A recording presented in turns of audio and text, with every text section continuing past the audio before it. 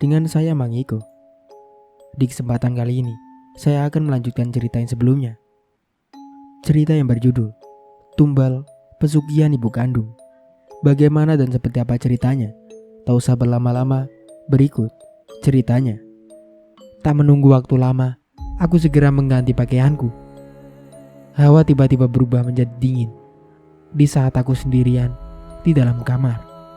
Hawa merinding menyelimutiku saat ini. Kok dingin? Gumamku. Namun, aku tetap tak menghiraukan. Mungkin cuaca saat ini sedang dingin, walaupun masih di siang hari. Bang, tunggu aku. Kenapa Raya? Kan kamu sudah di depan. Harusnya kamu yang nungguin abang. Ucapku sembari membenarkan kancing bajuku. Namun aneh, tak ada sautan dari Raya lagi. Raya, kamu ada di depan kamar kan? Teriakku. Hening. Raya, kamu ngapain di situ? Tanyaku sembari membuka pintu kamar ini. Tetapi tak ada siapapun. Adrian, ayo cepat. Kok lama banget sih? Teriak ibu yang berada di depan teras. Sebentar bu. Ibu sedang pesan taksi online.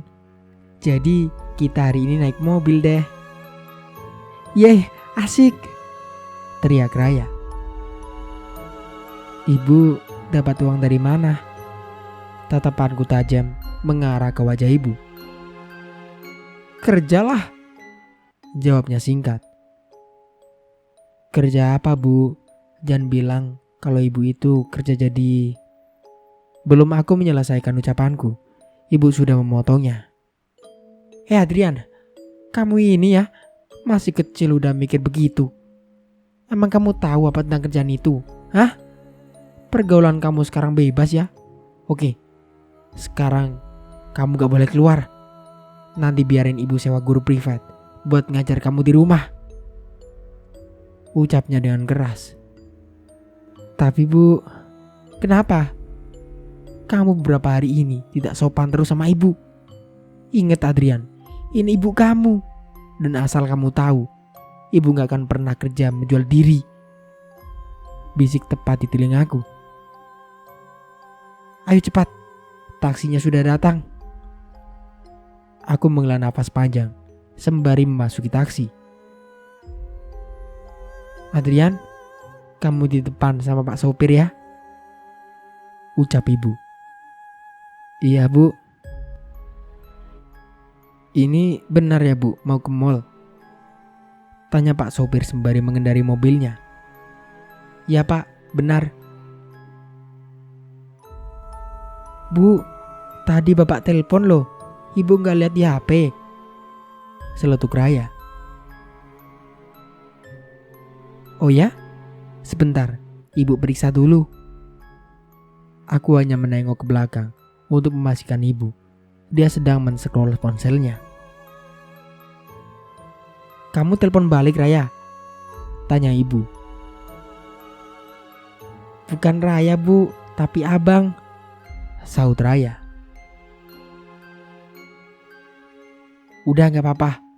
Nanti ibu tanya abang kalau udah pulang dari belanja. Pak, agak cepetan sedikit ya. Baik bu. Baik bu. Raya, tolong pegangin Zaki. Perut ibu sakit. Aku segera menoleh ke arah ibu. Terlihat ibu merintih kesakitan. Bu, kenapa bu? Tanyaku. Perut ibu sakit. Ucapnya pelan. Kita ke klinik dulu bu. Ya udah, ya. Pak, tolong berhenti di klinik terdekat ya. Perintah ibu ke Pak sopir. Baik bu. Aku takut terjadi sesuatu pada kandungan ibu. Apalagi kandungannya tergolong masih sangat muda. Sopir melaju cukup kencang. Sudah beberapa menit berlalu. Namun kami tak kunjung menemukan klinik.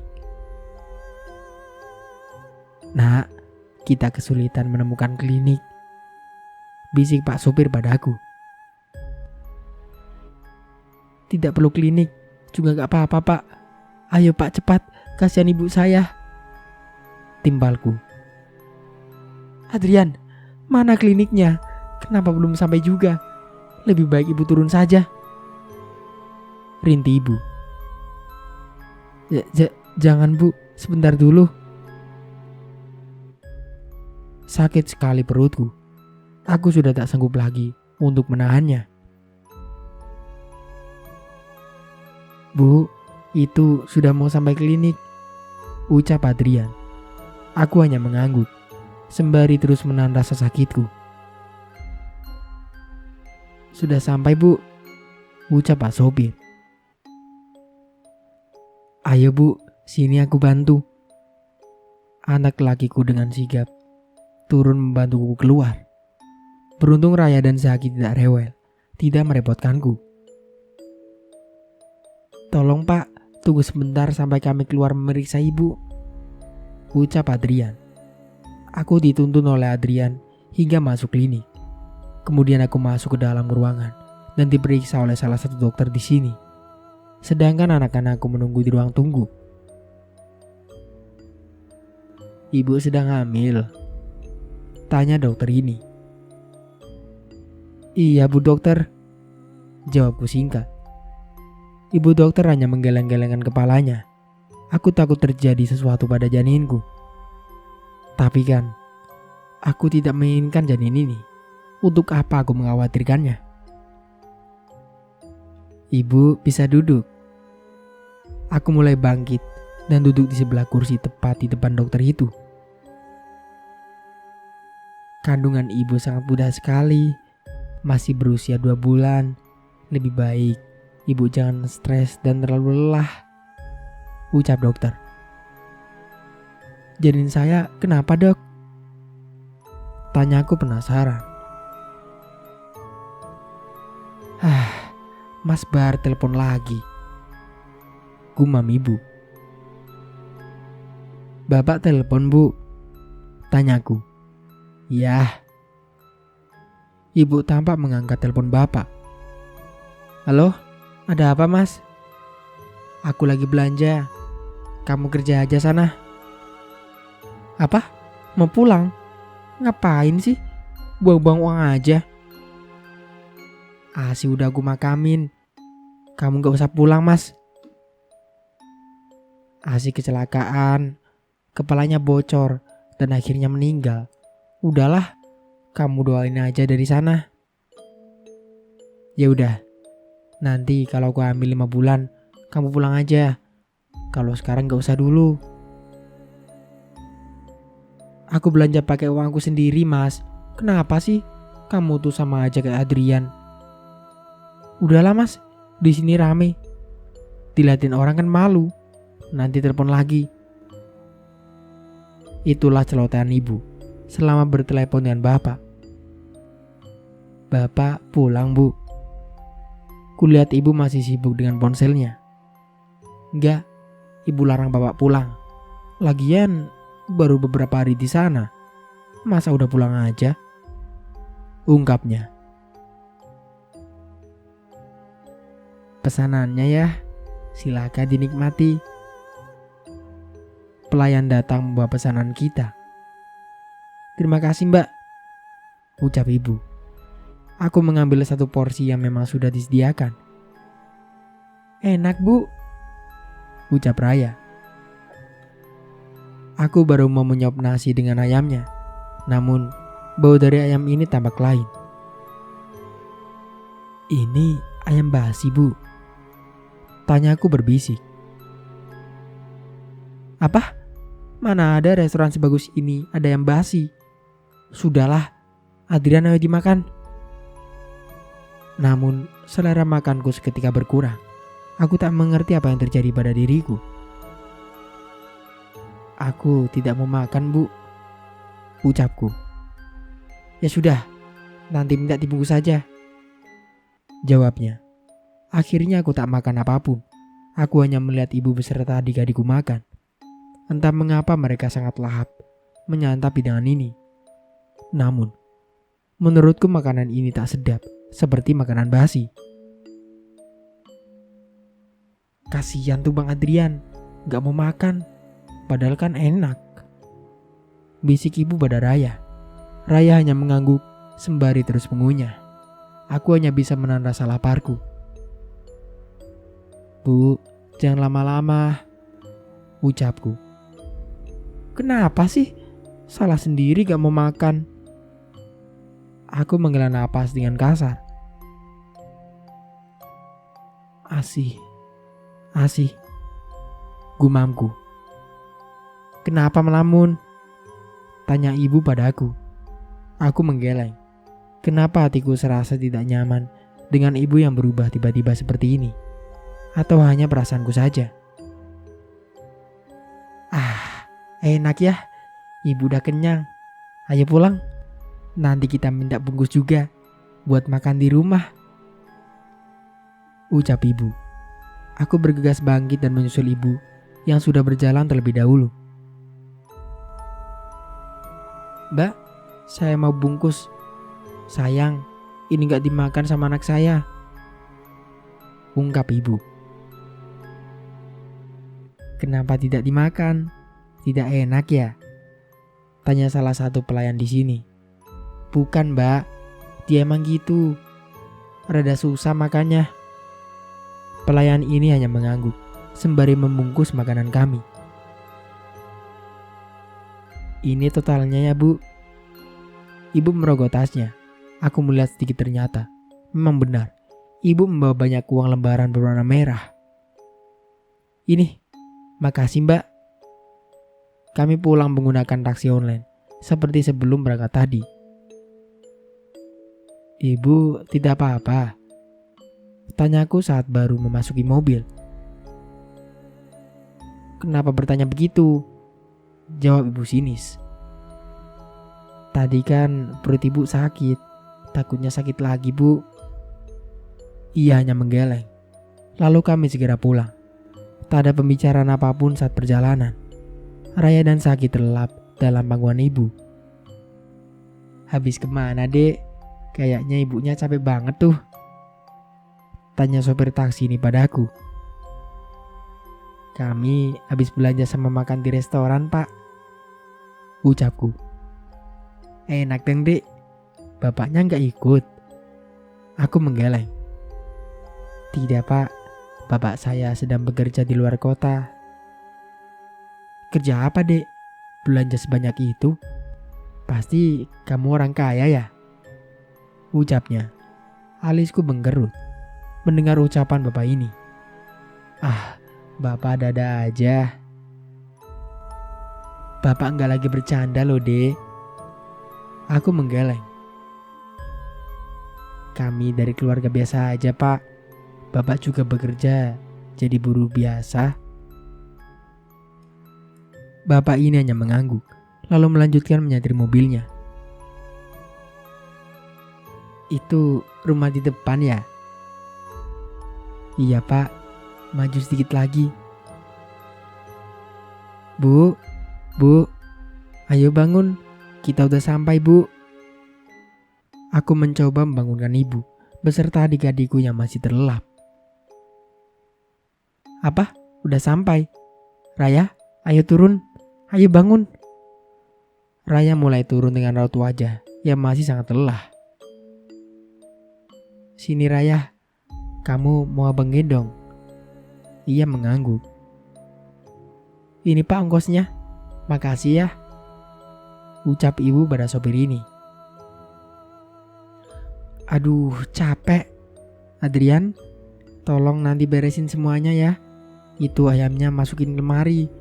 Kalau kamu makan, ya dimakan aja. Ibu mau tidur dulu. Aku hanya mengangguk, lalu membawa Raya ke dalam untuk ditidurkan di tempat tidur. Aku kembali untuk memberesi semua hasil belanjaan tadi. Ibu belanja sebanyak ini untuk apa? Gumamku. Aku mulai membuka ayam tadi yang sengaja dibungkus untukku. Astaga, ini apa? Gumamku. Bu, ibu, ibu beli ayam mentah. Aku mengetuk pintu kamarnya dengan sangat keras. Ya ampun Adrian, baru aja mau mimpi. Ada apa sih? Tanyanya. Ibu beli ayam mentah. Kok udah basi bu? Tanya aku penuh dengan keheranan. Ayam mentah? Ibu gak beli ayam mentah Adrian. Kan kamu tahu sendiri, ibu beli makanan buat kamu. Ayam yang tadi dimakan di restoran, ucapnya. Tapi bu, aku menggandeng tangannya dan mulai berjalan ke dapur. Lihatlah bu. Ih, bau banget. Buang Adrian. Kok bisa jadi ayam mentah busuk begini? Cepat buang ke halaman belakang. Perintahnya. Aku segera membawa menuju pintu belakang. Tetapi aku masih ingat, pintu ini masih terkunci rapat. Pintu ini terkunci bu. Mana kuncinya? Sebentar. Ibu masuk kamar dan mengambil kuncinya. Ini, buang cepat. Tak berpikir panjang, aku langsung membuangnya. Mataku terbelalak melihat kuburan ASI yang sudah berantakan, seperti sudah dikorek-korek oleh hewan. Astaga, ASI. Aku melempar bangkai ini jauh-jauh dan mulai mendekat ke makam ASI. Astaga, mengapa bisa begini? Aku mencoba menata kembali semula. Ini semua gara-gara ibu. Tega menguburkan ASI dengan tidak layak. Gumamku. Maafkan abang ASI. Abang tidak bisa berbuat apa-apa lagi. Kalaupun mau dipindahkan kemana? Ucapku. Aku terus membersihkan dan memperbaikinya. Burung gagak berterbangan tepat di atasku, membuat suasana menjadi sangat berisik. Burung, pergilah, jangan di sini. Kicauanmu sangat berisik. Alih-alih pergi, malah datanglah rombongan burung gagak lainnya. Apa mereka yang mengorek-ngorek makam ASI? Gumamku dalam hati. Aku bangkit dan berdiri, lalu masuk ke rumah, memberitahu ibu. Bu, ibu sudah tidur. Ibu menghela napas dengan kasar dan menatapku dengan tatapan yang sinis. Ada apa lagi? Tanyanya. Makam ASI bu, makam ASI dikorek-korek burung bu. Ucapku perlahan. Hah, kok bisa? Mana, sini ibu lihat. Astaga, kalau begini jasad ASI bisa habis dimakan burung itu. Ucap ibu. Ya sudah bu, kita pindahkan saja. Kasihan, ASI juga bakal tidak tenang bu. Timbalku. Dari mana kamu tahu kalau ASI tidak tenang? Ibu menguburkannya dengan tidak layak, dan pastinya ASI tidak tenang dengan tempatnya sekarang bu. Timbalku lagi. Alah, tahu dari mana kamu? Sok tahu. Udah, biar ibu gali lagi yang dalam. Astaga bu, ibu kapan sadarnya sih? Apa perlu aku kasih tahu ke Pak Haji? Tanyaku. Untuk apa? Adrian, dia bukan siapa-siapa kita. Keluarga juga bukan. Dan dia tidak punya hak atas ini. Ibu egois. Setiap kali diberi peringatan, selalu menutup telinganya. Bagaimana caranya menyadarkan ibu yang zalim seperti ini? Dan kamu jangan coba-coba bawa jasad ASI pergi, apalagi sampai dipindahkan. Imbunya. Tapi bu, kita pindahkan saja ke tempat yang layak. Ungkapku. Untuk apa? Kamu pikir tanah makam di sini tidak bayar? Bayar Adrian, itu sangat mahal. Ibu gak mau merogoh uang hanya untuk makam ASI. Aku menggeleng-gelengkan kepala melihat tingkah ibu yang semakin hari semakin keji. Udah, nanti malam kita gali lagi. Ayo, kamu makan dulu. Ia menarik tanganku dengan kasar, lalu masuk kembali ke dalam rumah. Aku mengembuskan napas berat. sembari duduk di ruang makan. Ayo makan. Tidak ada makanan apapun hari ini. Kamu makan ikan asin dengan nasi putih aja. Ia menyodorkan sepiring nasi dengan ikan nasi sebagai lauknya. Lagian, kenapa ayam goreng tadi bisa berubah seperti itu? Atau pelayan tadi salah kasih pesanan ke kita? Mungkin karena uang ibu yang haram, ucapku perlahan. Apa? Haram? Tidak sama sekali, bentak ibu. Tapi bu, udah diem, makan. Selang beberapa menit kemudian, Adrian, cepat bawa cangkulnya sekarang. Untung udah malam, tetangga gak bakal ada yang tahu. Aku menggeleng. Gak mau bu. Kenapa? Kamu bilang kasihan kasih karena makamnya tidak layak. Maka ayo kita gali lagi tanahnya, timpalnya. Bukan berarti dikubur dengan cara seperti itu bu. Harus dengan aturan agama, sahutku.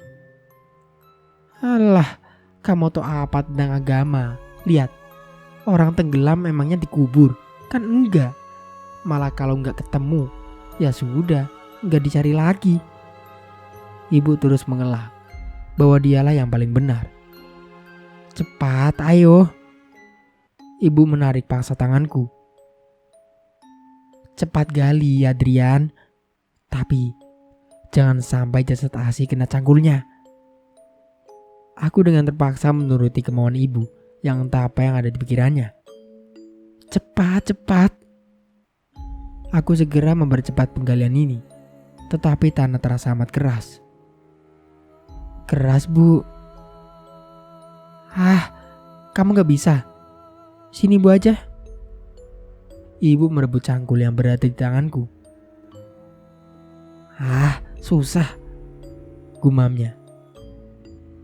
Sudah, Adrian, cukup segini saja, tidak apa-apa. Lanjut besok. Ayo baringkan sekarang. Aku membaringkan jasad Asi yang sudah sedikit membusuk. Timbun dengan tanah sekarang. Aku tak kuasa menahan sakitnya seseorang yang sudah meninggal, tetapi dikuburkan dengan tak layak. Bu, hari ini aku pergi ke sekolah. Mungkin pulang agak sore, ucap Adrian sembari mengulurkan tangannya padaku. Ya. Lalu Adrian pergi bersama Raya, meninggalkan aku dengan Zaki yang berada di rumah. Ponselku berdering. Rupanya ada panggilan masuk. Kala ku tatap layar datar ponsel, nama Bu Puji tertera di sana. Bu Puji, ada apa ya? Gumamku. Aku pun segera mengangkat panggilannya. Halo Bu Puji. Halo Mbak, kamu apa kabar? Baik Bu, ada apa? Kok tumben telepon? Gini Mbak, saya to the point aja deh. Mbak, makamin Asi itu di mana ya? Kenapa nanya begitu Bu? Enggak, gini. Raja Jin yang meminta Tumbal bilang ke saya. Bilang apa Bu? Kalau jasad Asi dihanyutkan di sungai Bu. Dihanyutkan? Jadi begini, nanti jasad Asi dihanyutkan, lalu akan menuju kerajaan jin dan iblis yang bersekutu dengan kita. Oh, maksud Bu Puji, jasad Asi kita kasih ke mereka dengan cara menghanyutkannya. Betul sekali Mbak. Saya rasa kalau Asi dimakamkan pun akan sulit, iya bukan? Benar Bu, saya coba makamin jasadnya, memang sangat sulit. Oke, nanti malam kita bisa pergi. Malam ya Bu? Semoga bisa Bu, soalnya anak-anak gak ada yang jaga. Tenang, gak apa-apa. Anak-anak pasti aman kok. Baik Bu, nanti Ibu kabari saya saja. Oke Mbak, ya sudah, saya tutup ya. Bu Puce mengakhiri sambungan telepon. Aku mulai berpikir perbuatan ini sudah sangat keji atau bagaimana. Terkadang aku sadar kalau ini keji, tapi aku tidak bisa menjelaskannya. Saya cukupkan dulu ceritanya sampai di sini. Nantikan kelanjutan cerita berikut di part selanjutnya. Saya Mang Iko pamit undur diri. Wassalamualaikum warahmatullahi wabarakatuh.